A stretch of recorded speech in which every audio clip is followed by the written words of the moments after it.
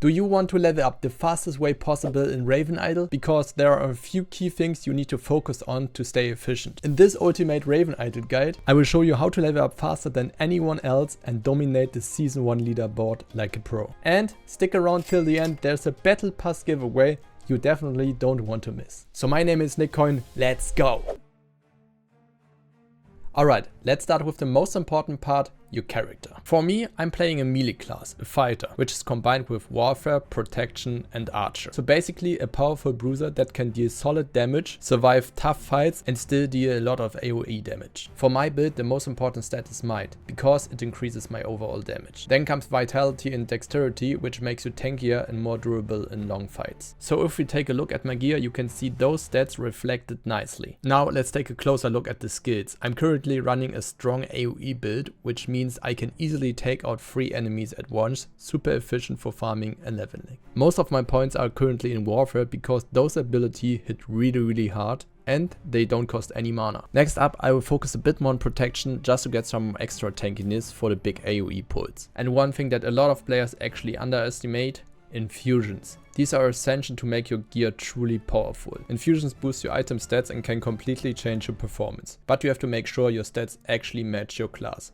For example, my boosts are perfect, +6 might. Professions are one of the most important systems in RavenIdle. They are the foundation for everything you build. You will need them not to only craft stronger gear, but also for other useful things like trade pack wagons or buff food to boost your performance in battles. In my opinion, your focus should be on blacksmithing, since that is where you will craft your weapons and armor, especially if you're playing a melee class like I do. But it's not that simple, you can't just ignore the other professions. You will also need carpentry and weaving to support your blacksmithing progression. Let's take a look at what you actually need to craft a stronger weapon. Iron ingots, crafted directly from your blacksmith profession. Refined planks, made through carpentry. Secured leather, dropped by specific mobs like pirates. And of course a T2 axe, which you will use as a base to forge your new T3 weapon. So if we look at armor, it's quite similar. You will still need iron ingots, but this time you also require leather from weaving. And shell fragments. Those drop from mobs like turtles. But the question is now, where do we get all those materials? Iron ore comes from the mining gathering profession.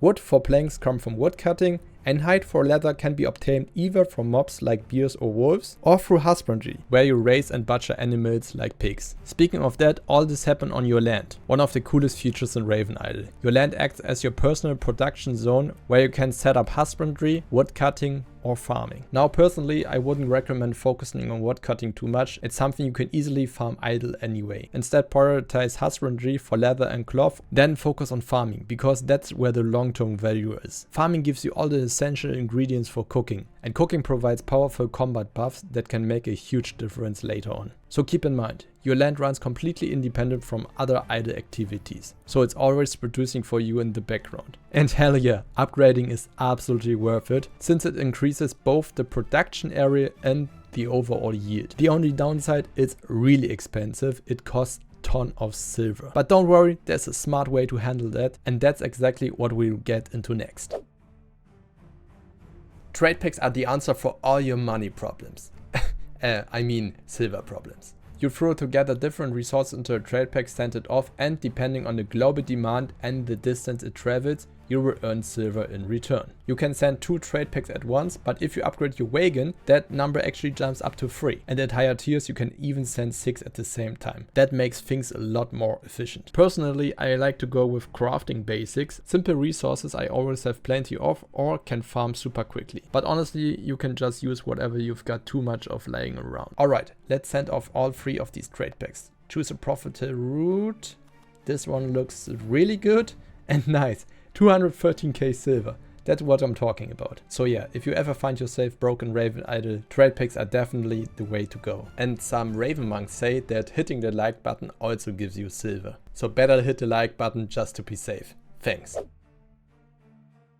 There are 3 main ways to prove your power in RavenIdle, each one giving you unique rewards and progress opportunities. So let's break them down. First, monster fights. This is your classic grind, defending monsters to get loot and resources. Depending on what creatures you're farming, you can get crafting materials, junk, which sells for silver, or even a rare trophy that gives you percentage based stat buffs. You can choose between 3 difficulties: easy, single target, medium, 2 monsters, hard, free monsters. Love it. Perfect for AoE builds. If you want to farm efficiently, I highly recommend going hard difficulty to maximize your AoE damage. However, for special or tougher mobs like drakes, single target builds will perform better. Now this is where things get serious. Dungeons are the true test of strength in RavenIdle. Each floor you clear becomes more difficult, but the deeper you go, the bigger the rewards. You will earn tons of silver, infusions for upgrading your gear, and trophies that boost your leaderboard rank for the seasonal prize pool. But the tricky part is you can only run dungeons once per day, so make sure you're fully prepared before entering. That means maximize your equipment, maximize your infusions, and bring the best consumables you can. And last but not least, the Gladiator Arena. This feature will unlock at the end of the season and will be a full PvP mode, where you will fight other RavenIdle players for glory, ranking, and an additional prize pool. Once the arena is live, I will make a full breakdown video covering everything you need to know. So make sure to subscribe so you don't miss it.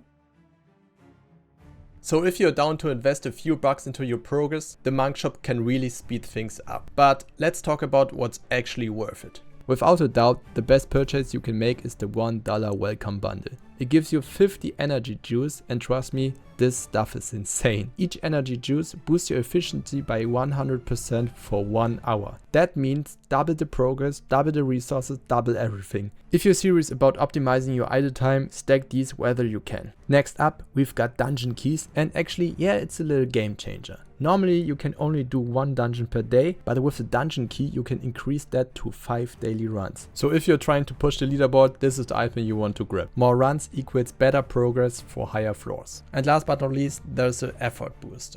This one helps you instantly harvest your land. It's super handy, especially if you're managing farming or husbandry. However, it's a bit pricey and definitely more of a luxury buy. So if you're on budget, I would definitely stick to the energy juice and just focus on killing more mobs, because this is the normal way to gain effort.